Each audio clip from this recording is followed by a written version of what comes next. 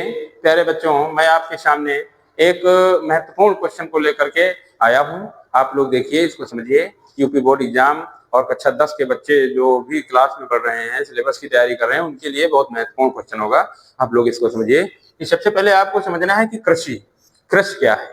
तो आप लोग जानते हैं कि ये एक प्राथमिक क्रिया है। कृषि क्या है? ये एक प्राथमिक क्रिया है जिसमें देखा जाता है कि ग्रामीण समुदाय के जो भी लोग होते हैं, ज्यादा से ज्यादा अपने जीवन के लिए कृषि पर निर्भर होते हैं।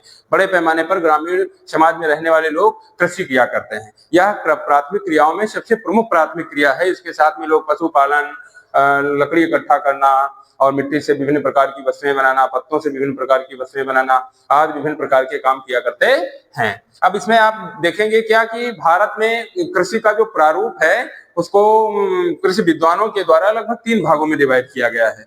वो भारतीय में शस्य प्रारूप जो कृषि का रखा गया है उसको 3 भागों में बांटा गया है।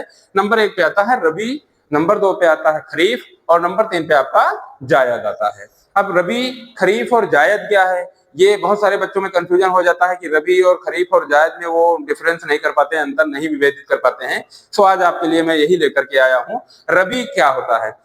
और नवंबर के प्रारंभ में बोई जाती हैं ऐसी फसलें जिनकी बुआई अक्टूबर और नवंबर में की जाती है और वे फसलें जाकर के फरवरी और मार्च में लगभग काटी जाती हैं। ऐसी सभी फसलों को रबी की फसलें कहते हैं। ये रबी की फसलों के अंतर्गत इनमें गेहूं आ जाएगा, जौ आ जाएगी, चना आ जाएगा, मसूर आ जाएगा, मटर आ जाएगी, सरसों आ जाएगी, अलसी आ जाएगी। इसमें विभिन्न प्रकार की खाद्यान्न फसलें हैं, तिलहन फसलें हैं और दलहन फसलें हैं। ये सभी फसलें रबी की फसल के अंतर्गत शामिल की जाती हैं। दूसरा आपके सामने शस्य प्रारूप रखा गया है जिसमें खरीफ फसलें रखी गई हैं। खरीफ की फसलों की बुआई क्षेत्रों के अनुसार, ये चूंकि मानसून की आधारित फसलें होती हैं तो इनको समय समय पर समय घटाया बढ़ाया करते हैं कृषक लोग जो हैं, लेकिन लगभग सामान्यतः माना यह जाता है कि 15 जून से 15 जुलाई के मध्य में इन फसलों की उत्तर भारतीय क्षेत्रों में रोपाई की जाती है। इन फसलों में ज्यादा जल की आवश्यकता वाली फसलें इसमें शामिल हैं। जिन ऐसी फसलें जिनको बहुत बड़े पैमाने पर जल की आवश्यकता होती है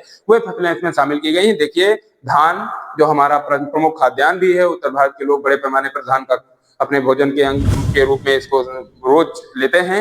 इसके अलावा मक्का जो हमारे जानवरों के लिए बहुत अच्छा भोजन है करते हैं, इसमें भी चारे के रूप में और खाद्यान्न के रूप में भी इसका प्रयोग किया जाता है। बाजरा है, मक्का है और अरहर जो प्रमुख फसल होती है, दलहन फसल होती है, उसको भी इसी श्रेणी में लोग रखते हैं। ये सब वर्षा ऋतु के प्रारंभ में फसलें बोई जाती हैं और ये लगभग 3 या 4 महीने की फसल होती है। उसके बाद में बच्चों मैं आपको बताऊंगा कि जायद की फसलें क्या होती हैं, जायद प्रारूप में क्या आता है। तो ये फसलें शीत ऋतु के समाप्त के दौरान, जैसे जैसे जाड़े के सीजन का अंत होता है वैसे वैसे इन फसलों की बुआई शुरू करते हैं किसान। इसमें विभिन्न प्रकार की सब्जियां जो हैं, या ऐसे कह लीजिए कि ऐसी फसलें, देखो इसका नाम ही कह रहा जायद, अर्थात ऐसी फसलें जिनमें जल की अधिकता होती है वे फसलें इन श्रेणी में रखी जाती हैं। वे चीजें इसमें रखी जाती हैं, इसमें सब्जियों की प्रधानता रहती है।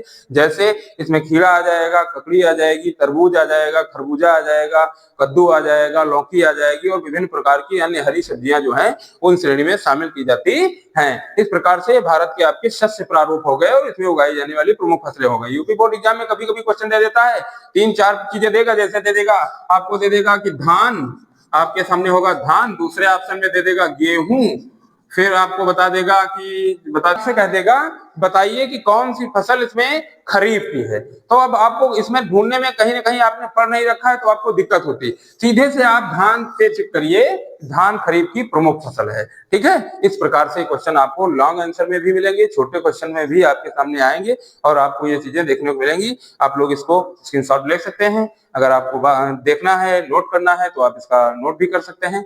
इस प्रकार से आपको कृषि के विषय चैप्टर में एक क्वेश्चन आता है, फसल का वर्णन करने को आता है। कहते हैं कि विभिन्न प्रकार की फसलों के विषय में आपसे एक क्वेश्चन बनता है, तो गेहूं की कृषि के लिए कई बार परीक्षाओं में पूछा गया कि गेहूं की कृषि कैसे की जाती है। इसके विषय में जरा आप लोग देखिए, मैं आपको बता रहा हूं।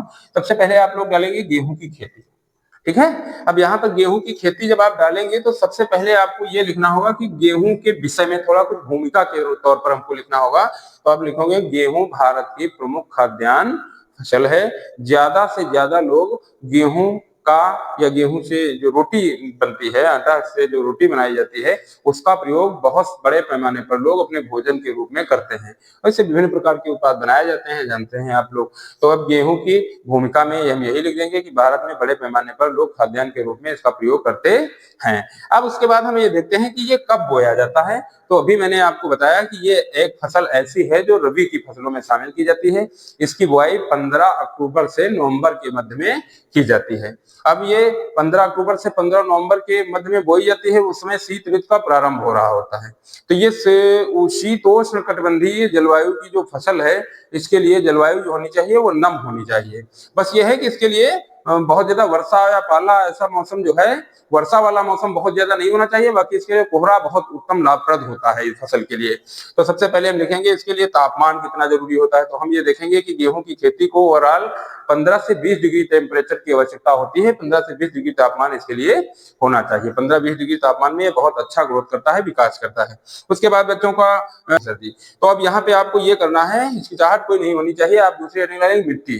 तो गेहूं की कृषि के लिए कौन सी मिट्टी उपयुक्त होती है? तो इसके लिए जलोढ़ मिट्टी जो है वो सबसे अच्छी मानी जाती है, बहुत उत्तम क्वालिटी की मिट्टी मानी जाती है जलोढ़ मिट्टी। जलोढ़ मिट्टी में हम गेहूं का बड़े पैमाने पर उत्पादन करते हैं। तो ये जलोढ़ मिट्टी भारत के उत्तरी मैदानी क्षेत्रों में बहुत बड़े पैमाने पर पाई जाती है। तो जलोढ़ मृदा इसके लिए सबसे उपयुक्त हो जाती है। भुरभुरी मिट्टी होनी चाहिए इसके उत्पादन के लिए। फिर हम डालेंगे सिंचाई। तो मैंने अभी पहले भी आपको बताया कि गेहूं की कृषि को सिंचाई की बहुत बड़ी पैमाने पर जल की आवश्यकता नहीं होती है। 50 से 75 सेंटीमीटर वर्षा या किन क्षेत्रों में 80-100 सेंटीमीटर तक वर्षा की आवश्यकता होती है। ठीक, तो इसके लिए एक आध पानी की आवश्यकता होती है। अगर वर्षा नहीं हो रही तो एक आध पानी लगाना पड़ता है और गेहूं की फसल बहुत अच्छे से तैयार हो जाती है। अब उसके बाद में श्रम आता है। तो गेहूं की फसल को बुआई से लेकर के और इसे तैयार करने तक बहुत बड़े पैमाने पर श्रम की आवश्यकता नहीं होती है। इसमें स्वयं का श्रम ही पर्याप्त मात्रा में होता है।